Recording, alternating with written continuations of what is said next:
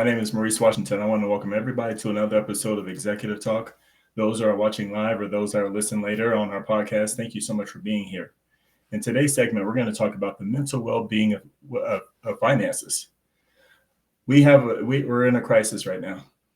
People are struggling right now financially, and we actually need some solutions and we need to find some answers. And with me today to actually talk about this is Kerri Farren. And Kerri, how you doing today? I'm doing just marvelous on this wonderful day. How are you doing? I'm doing fantastic and, trying to stay warm. You know how it is in Yes, Colorado. yes. Yes. So mental well-being of finances. I know this is a big deal for you. Within your years of experience, you've seen a lot of circumstances. And I think in this day and age, nothing as severe or as challenging as this.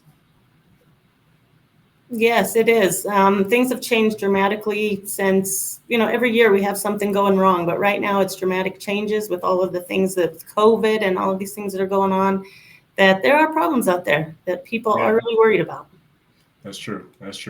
So how many years of experience, and within those years of experience, how drastic of a change has it been? Do you feel like this is like a subtle change, just like a little weird bump in the road, or do you feel like we're on a different trajectory? That's a good question. So I've been with the business for 18 years and I have seen big changes in and out, like 2008, then 2020 when COVID, and I've just been seeing these up and downs during election time. So what I'm seeing is that we do have some downtimes, but we've been having a lot more good times. So I do see the problem of the situation we're in right now. That is a problem, but I see in the future that things are going to get better. All right. That's what I'm talking about. I love the optimism. Well, just to start us off, one thing that is consistent in this debt, and I want to talk about that and have you shape this conversation. For those that are listening on our podcast, what we're showing here is the stress and anxiety that people have around money. And there's a CNBC report that says the average debt is $101,915. Gen Z is averaging about 25,851. Millennials, we're looking at 115K. Gen X, we're looking at 154, and baby boomers around about 96,087. So with that being said, Kerri, what do those numbers mean to you? What those numbers mean to me is that people are spending a lot more money than they have with their income. This debt is really scary. People are wanting. In the ages now, people do not wait until they have the money saved. They're planning on just getting what they want now, a lot of credit. They're doing whatever they can to buy. It's a today thing. They're not looking into the future on that. Okay. So now some of that today's stuff do you feel like some of that debt is based off of things that they actually need, or do you feel like that's a mixture of need and want or more wants? I definitely think it's not on things they need. I see a lot of people today. It's today. What I want, I'm going to get it today, whether it's credit, whether it's cash, whatever. And I think a lot of it, people are in debt because they are not planning on the future. They're just spending on what they want. They don't wait for Christmas when they get the one thing that you ask for every year. It's like buy now. That's fair. All right. Now I'm going to go ahead and paint a picture on that one. So if you think about it as a kid, let's say you're 12 years old, the first thing that you start thinking about is your independence. I can't wait until I'm able to get my own job, get my own car, do my own life, spend how I want to spend instead of anybody telling me no. So what I feel like is that your people are coming into their 20s with that motivation, with that energy of I'm going to do what I want. So I think it actually propels into that, and I think that's indicative of the debt that we're seeing. Would you agree with that? I totally agree with that. It's people that just want to grow up, get out of the house, and do what they want. And I'm seeing them like crazy. They're just spending money right away. And I think a lot of these really are looking into, they don't want a secure job either. I think they're bouncing from job to job that they don't like and they won't work. And I think a lot of the people still live longer in the house and still take money, use their parents' help them. So it's kind of, people aren't really focusing anymore about being on their own right away. That's fair. All right. I want to go ahead and show you some more numbers that you provided for us, because this one is fairly important here. And we're talking about consumer debt as a whole. And it says it's reaching up to about 17 trillion. Credit cards is 1 trillion. We have student loans at 1.5 trillion. We have personal loans at 356 billion. Housing and mortgage is at 12.3 trillion. Uh, and also auto loans is at 1 trillion. So if we think about those are all the things that there's a level of some of that stuff is necessity. But then I don't know. When I think about those numbers, that's everybody is like catapulted into this debt bubble. And it seems like there's no freedom in any of this that's going on, because you want this stuff, but it does automatically put you into the debt realm. Mm-hmm. Yeah, on those credit cards, that's the biggest one, the 1.03 trillion on credit cards. I don't know the facts. I really don't know the facts, but I'm assuming that a lot of that, at least half of that, is on things that aren't needed. I think those are splurged. I think at least half of that is splurged. And then you also have to look at the interest. People have no idea that some of this, the interest goes up. So credit cards are something that people really need to learn how to use, even if they use it at all. That's fair. All right. So then let's talk about mortgage, housing and mortgage, because that one seems like that's the biggest one out of everything that we have, or everything that we have listed here. Yeah, mortgage has gotten really high in a lot of places, and people are buying. And what we've seen through these years, like 2008, like 2020, people that have bought these homes have ended up not being able to pay for the bills, every month on that mortgage. And the mortgage industry continues to go up and up and up, like those years that they were selling to anybody, and it just went out of control. And now those people are suffering because they jumped into it, got it, and with all these things that are happening. And so I believe that that's been a big problem with people splurging on buying homes without planning. That's fair. And then auto loans, of course, and let's go ahead and paint the picture. Let's reverse engineer this. So auto loans, you need a car, you need somewhere to get around, right? Because again, that's part of that freedom that you want. You typically don't want to do Uber your whole life or whatnot. So you want to have that control. You want your home, right? You don't want to pay rent. So the lien is go ahead and make sure that you control that particular part of your housing. So at least you know that you have your own home. Personal loans. Well, actually, let's go to student loans. That's typically for people trying to find a career that they want, that's going to pay them the way that they want to be paid. Credit cards and also personal loans. Those are two different. Those are, like you said, those are that spending that a lot of that freedom spending, uncontrolled spending, right? So would you agree that some of this debt is necessary? Because I think that's where we're in this bubble of some of this debt is shown that it's necessary and it's okay debt. Yeah, I do believe a lot of it's necessary, especially the cars.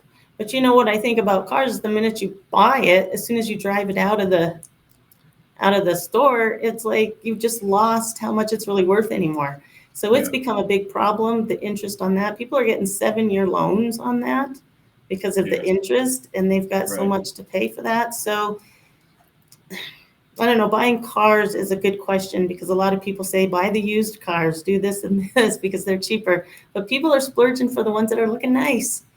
They don't realize 7 years now of $500 loan on a car. Yes. But people need them. But people do need the cars, so they're hard decisions for people to make because you need them. You need to get around here. That's exactly what I'm saying. Yeah. It seems like it's I don't know, lack of better terms, necessary evil. And I'm going to bring up this term here, and it's called job insecurity. It feels like this is where business owners, and there's another collision course, as we know, where employees are wanting to get paid more. Business owners are saying, okay, I paid you enough. and there's no guarantee that you're going to be at this job. However, I need to get this stuff done because this is my lifestyle. I have kids, I have a family, I got to be able to operate, and I can't pay it off as a whole. Mm-hmm. But you're stuck. Now, I feel like everybody needs to understand people are stuck in this place of this financial annual income that they have as an employee, right? Mm-hmm. So, what type of stress and anxiety that do you have don't when you think you've gotten somewhere, but you have not? I mean, you're kind of, it feels like you're stuck in between a rock and a hard place, right? Mm-hmm. So, Yeah, talk to me it's about this and sort this out for me. yeah. So I think what the system is like, people want the jobs because they have the 401ks, they have their health insurance, they have all this stuff, and so they want that as a job. But they sit there also and complain that they hate the job. So it gets to this point where people are in there and make just enough to live with the money that they have with these benefits, but it's really tight. It's like they don't give them enough money to expand and profit on it for yourself, but you're in that security box that you can't leave because you don't There have the you go. benefits, There you but you're go. not making enough to do anything else. But you're afraid half to death to stop and get your own business because you want those benefits. That's it. And so There you go. it keeps you in there. And people are, they get this 1%, 2% raise every year with inflation and cost of everything going up 5, 6, 7, and they're suffering. They That's just can't right. do it, but they want the benefits, so they're stuck there. There you It's go. yeah, it's a rock and a hard place. And that brings up to our next statement here, which is scarcity. Mm-hmm. And I know that is that's a interesting word, but it's so applicable. In your scenario that you just mentioned, Kerri, you wanted security.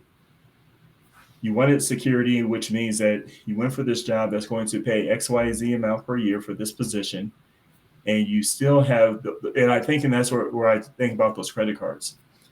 It's the extra that you don't have that you actually need, Mm-hmm. right? That you're not getting paid. That's the extra $6,000 or $7,000 that you may be asking for your raise. But one thing within that is, I mean, right now, even when you think about it, groceries, it's a monster to go feed your family. You didn't come into having a family thinking everything was going to be so expensive. And one bill that you cannot control or manage is when the interest rates go up. Mm-hmm. When life itself is just expensive, you didn't plan for that bill, Mm-hmm. right? And I feel like that causes this trickle effect of how credit cards are being used. Am I seeing that correct, or do you feel like that happens and creates scarcity Yeah, mentality? I do feel that because the household with the children, with things changing, the household money itself is not increasing that fast.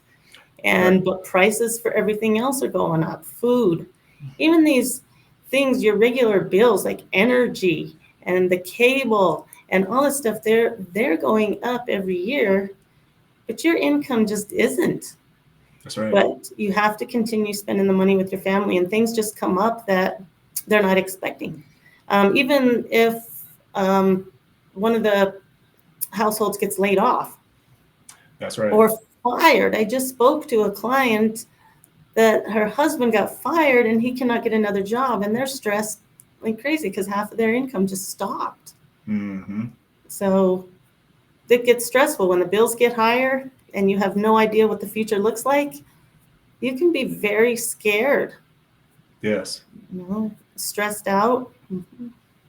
I agree, and that is the uncontrollable factor. Is that our tendency is to go for the security, but we're right in an insecure spot because the finances are increasing, and we can't control if we're going to have our job tomorrow or not. We're I know that we're planning based on this. We always kind of like marriage. You do sickness and health. You always plan for the health part. Everybody's just going to be healthy, right? Yep. Everything's just Yep. going to be joyful, but you don't plan and you don't consider when things are going to be rough, right? Right. And so this brings me up into this point right here, which is guilt and shame. When you are a parent, I think the biggest challenge to ever feel is that you don't when your kids come to you and say, I would like this, and you say you don't have it, I feel like that puts people in the guilt and shame factor. What about you, Kerri? Do you feel like that's accurate, or how do you feel? Yeah, I do feel that's accurate. When people don't have the money, they feel like they haven't really done what they should in life. They're not succeeding with their business. They're Yes. not growing. They're embarrassed or shamed because they're not at the level of the business they want to be. People are very competitive with that too. They get very jealous. I've noticed a lot of clients get very jealous because of the people that are succeeding. And so it is stressful for them, and they want to hide that. They don't want to share what's going on in their life. They're pretending that everything is great until they get inside the house, and then it's stress all over again. So it's very sad for people that are going through that. And those are the kind of people that are really not asking for help either, because they're ashamed, so they don't want to admit they're in this problem, and they're just not asking for help. They're keeping their head Yes. in the sand and just ignoring it. That's right. And I'm going to keep on alluding to this because just even in that example, that shame creates that spending of credit cards. Well, I'll go ahead and just make sure that I don't feel this shame, and I'll spend it anyway, right? And Mm-hmm. credit cards gives you that outlet to ensure that you can still do that. You had said something that just really rung my bell here, which is competitiveness. I think you and I know each other the way that we do. We're both competitive, right? Yes. And let's think about it in this fashion. You're in this neighborhood, okay? You got this nice house. You look to the left of you, you look to the right of you, and perception wise, uh, people are, when you're stuck and you feeling like, you're feeling trapped and things aren't going well, it is a mental game because you start looking at everybody else to the left and right of you and across the street, and you're like, wow, they're going on another trip. Mm-hmm. The Joneses over there they just got a new car. I've had this car since college. I got this big old house. I mean, am I behind? Should I hurry up? Do you feel like those feelings sit in the average person's family? I do. I think so many people compare with the neighborhoods they live in. Hmm. With so many new homes coming up around, I've heard so many people just say, that house is worth so much money. I'll never be able to afford that. And I'm jealous of these people that are moving in there. And they Yes. start comparing. It's just a huge comparing, and it stresses people out. And they feel like they need to go out and buy more so that they can be up there with these people. But the funny thing is, these people that are around them may not be in the best position that he thinks they are, because they hide everything. And so That's right. just comparing yourself is very hard. And I know that because myself, I'm seeing big, huge houses coming up, and I'm one of them that is saying, I want that house. Yes. And Yes. so, and so I feel it sometimes, but you don't know what the position is of the people that are buying it. Even though if you're making a low income and the bills go up, you're still in the Yes. same position as a millionaire. They make money and their bills go up. So I believe it comes out even on both sides. Both sides can be extremely tight no matter how much money you make. And that's why when you're comparing people, you really don't know what's going on back there. And so it's very hard to do. And I totally Yes. understand those people. And what they do is they want to go out and spend more money on their credit cards to make them look good. There you go. There you go. So that perception alone is a driving force of the debt that we saw earlier, right? Would you agree with that? I totally agree with that. Yes. Yeah.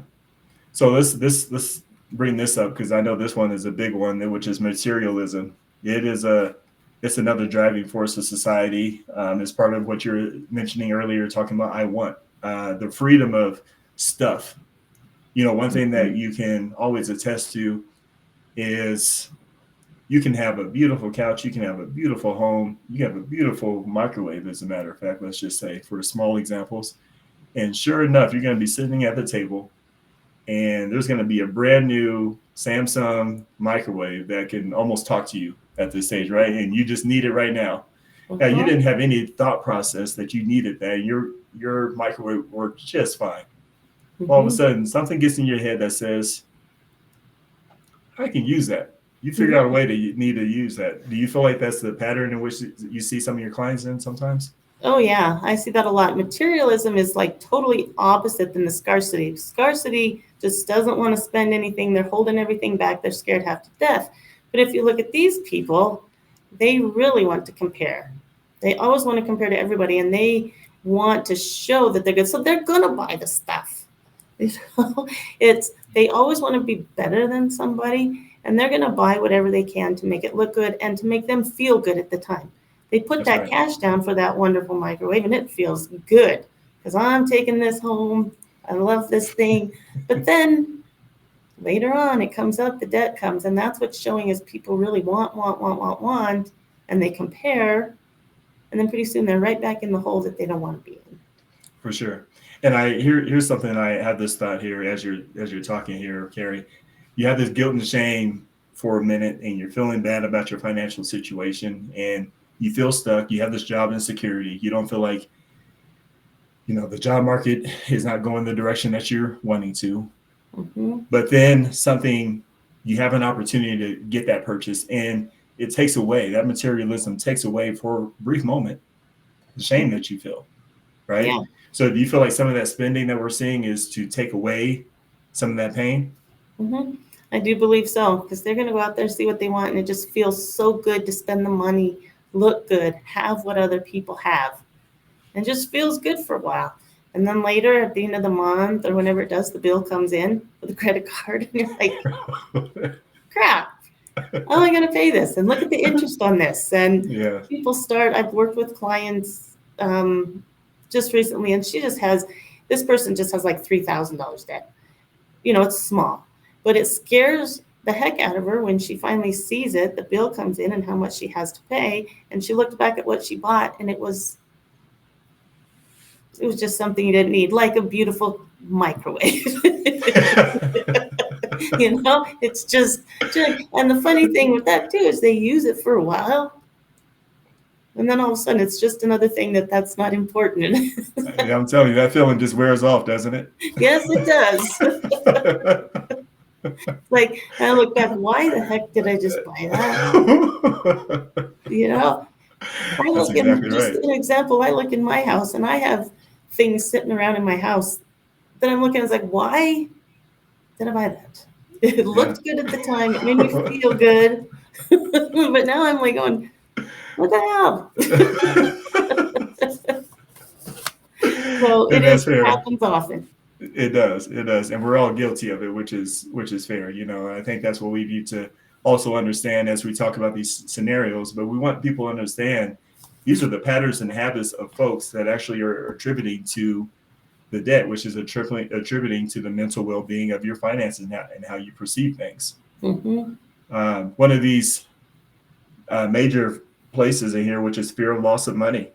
I know this can be attributing to a factor of you have a past and you've seen your parents maybe lose a house, maybe lose some money, and you saw the turmoil and pain and anguish that they went through. And so I think there becomes a dedication when you get older to not ever want to have this going on in your personal life. You don't want to repeat the same pattern, which creates a fear of loss of money. And I feel like that's maybe one of the many examples. What examples have you seen, Kerri? Yeah, I've seen examples of just recently a client, his parents had died, unfortunately, of course, but they left with $10,000.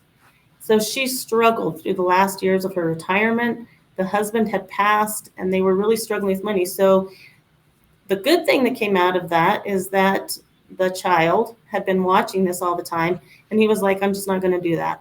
I'm not going to do that. I don't want to do to my kids that my parents did to me, in a way.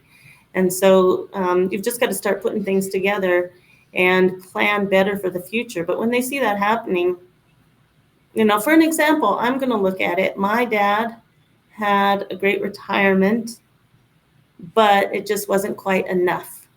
And when he got put into that home, which was unfortunate, we really had to struggle on making sure that we had enough money for that. Sure. And so I'm looking at my dad and I'm saying, I don't want to go through that. And so you have to, people are learning from their parents. But then again, people don't learn from their parents. Right. They do the same thing. There you go. And I've seen a lot of that. And then they're struggling in the future. And one thing also is that back then with our parents, grandparents, their life didn't last as long. That's right. Right now, people are living into their 80s, even the 90s. And if they retire at 55 or 60, they really need to focus on having more money. And they're more afraid to die without money. They're more afraid to run out of money than dying. That's true. Mm-hmm. That's very true. They're just like going, when I'm 90 and I have no money, what am I going to do? So they're scared, that they're going to run out of it. So people are really looking into possible ways to make sure that their future looks a lot brighter, that they're learning what they can do, and just learn from that, to go forward. Yeah. I can agree with you more. And one of the circumstances that comes up to me is, you bring up the word retirement. That as a choice of retirement, if that's the choice that you end up making, you're even more on a fixed income. You have a certain amount put away, if that's the way that you set things up for this choice. But one thing that people don't factor is health. If you have some weird health situations and you have to go to the hospital, that stuff can add up. That can eat into what you feel like you had saved. But again, people don't plan for the worst. People don't plan to have bad health when they get older. Mm-mm. People think they're just going to be okay. And the way that anybody paints a picture is always a Picasso style. It's just going to be beautiful. Right. But I feel like between health being another cost that you didn't factor in, and also interest rates and just how the cost of living has increased, you didn't factor in that. And some of that stuff means that you need to go to a facility and may need to pay somebody a monthly in order to live. So there's some factors in there that can creep up on you, can take away your money just like that. Mm-hmm. Yeah, it does. People I've spoken to before say, well, when I get older, I'm not going to need that much money because my house is going to be paid off.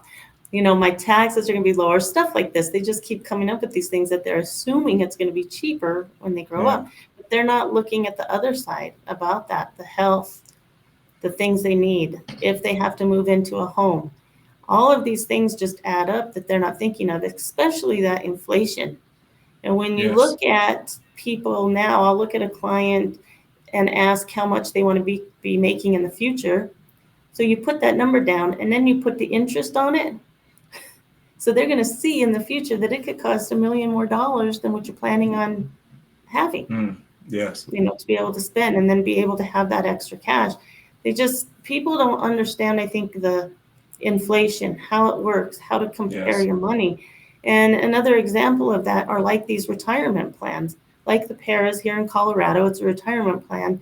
They go up about 1% maybe every year, but you got inflation and all these other costs going up 7-8%. And they just don't see that as they're working. And then once they retire, they have the money coming in and it's great. But then all of a sudden you get older and something happens and you're like, crap, my income is not going up near as fast as what these costs are. And it turns into just a mess. That's right. All right.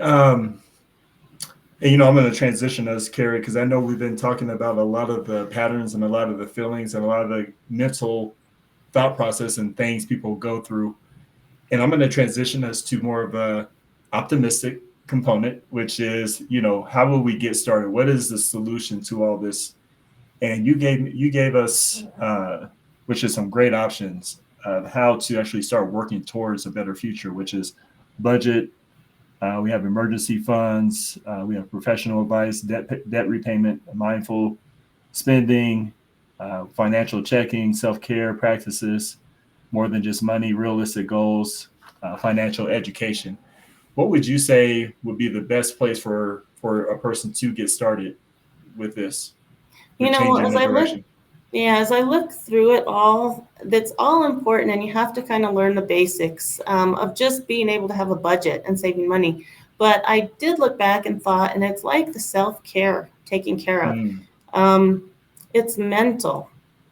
You need to kind of start taking care of yourself more. Get that wealth. Learn how to take care of yourself physically, mentally, health wise, and really start looking into your future and seeing what that is. But you have to understand yourself. We've got to quit this stress.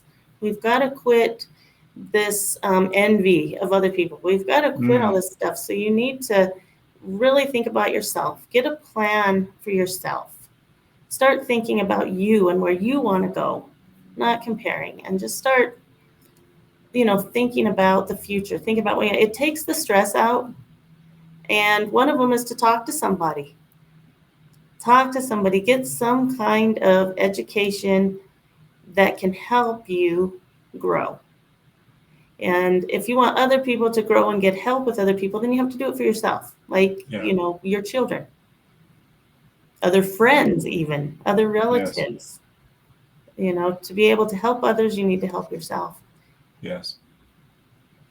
I love that example here, Kerri, and I couldn't agree more. I would, if I was to choose one, I would say self care. Ultimately, we all have patterns. We all have a history. We all have some kind of driving force within us that is not right. There's some things that are not right. There's a lot of positive things with us, and a lot of things are not. But if we're operating, if somebody can work with you and actually see that I have an envy issue, I'm just purchasing and I want material items more than I really need them. Do I really? I mean, come on. To really identify those little sectors within your personal lifestyle and how you're operating, what is the fear that's driving the spending? What does that look like? What's the next transition? And even if you're in a job, it doesn't mean that you do ultimately you want to raise. Let's be very clear. I feel like that energy and spending could be spent. What's the next job? What's the next solution financially to help you even get a better, higher paying job? So that way you can go and start dealing with that past. But like you said, the materialism, the competitiveness, these are all driving forces within people that seem to drive this debt and creates the stress and scarcity and everything else. So I completely agree with you. Mm-hmm. I completely agree. Um, Kerri, we really honed in on some major thoughts. What do you want to leave people with today, and what do you feel like their next move is? So right now we have a moment of concern. The people are really stressed out, and we want to be able to help. They are not understanding what the future is going to look like. We need to look into the future, help people make decisions and move forward. We want to stop this bleeding. This is what we're kind of looking at. And I ask people, look at your last 5 years and think about, do you want your next 5 years to look the same? And a lot of people really do not want that to happen because they were miserable. So what I want to tell people is we can help you with that. I would be able to sit down, look at the information, and help kind of teach you how money works, how I can help you in a position of, yes, we want to be happy now. I'm not going to tell you to save everything, kind of like these other people that stresses them out, but let's have some fun now. But let's look into the future of what your dreams and your goals are to be able to help understand these problems and help you understand what are the best options for the future, making decisions, and hopefully be able to make you feel a little bit more mind-wise, thinking better, being a little more loose and not as stressed. I want to help people do that and understand that there really is opportunities. There are great opportunities that we can help you with to make that future look brighter, and just some education. And just to help you get out of that little stress hole that you're in right now, give you the ability to look into the future and be happy, and just help any way I can with that. So that's what I'm looking for, is to help people that are interested in anything to help you get over that stress, because it's a big deal right now. And I want to be able to do that. And there was just one example that I wanted to say real quick was about how I can help people learn by using examples of a person that I had just met with talk to me about how he learned as a child on how to save money. And his father would be able to put a certain amount of his work into a savings, certain amount of his work into putting it into just freedom, things he wants to do, fun stuff. And then the other 50% was put into some kind of bonds or whatever it is for sale to hold for the future, and be able to learn how to take care of his own money. And by the time he was old, 55, he had enough money to retire and he was fine. So what I'm getting out of that point of that example is that there are things to learn. There are things to teach your children. There are things to be able to grow and get that stress out of your life. So anyway, that's what I'm just wanting to tell everybody, is to help you, get you in the right direction. And if you want to learn anything more or have any questions, then I'm here for you. Kerri, that was fantastic. I want to thank you so much for, number one, doing what you do in this industry. I think your profession is heavily looked over. I know specifically it's a very challenging place to be in, knowing that you have the resources to help somebody and change somebody's trajectory, but also be shunned, meaning because of the shame that you may see, just because of the financial situation people may be in. And I want to help everybody know that are watching this show, this is not a moment of concern. And I know Kerri's character, that she's not here to make you feel shameful. She's here to help. She's here to help you transition and to have a better outlook. So open those doors for her so that way she can see and take you to a brighter place, and even in the position that you're in. So Kerri, I want to acknowledge the fact that you do what you do, and just make sure everybody knows the level of importance that you bring to the marketplace. So thank you for that. All right. Well, thank you. It was fun talking and getting some information out, and I enjoyed it. Thank you. You got it. You got it. We'll see you next time. Okay. All right. And I want to just take a moment and piggyback on what Kerri was saying. This is a moment of concern. This is a moment of assertive concern. And what I say, and what I mean by that is, this inflation that we're running into is hurting folks. Not everybody is prepared. If you look at the homeless situation that we have going on, is a sure sign, because we've never seen it this aggressive before. This is not the direction people are looking to go. This is something that was not part of your plan.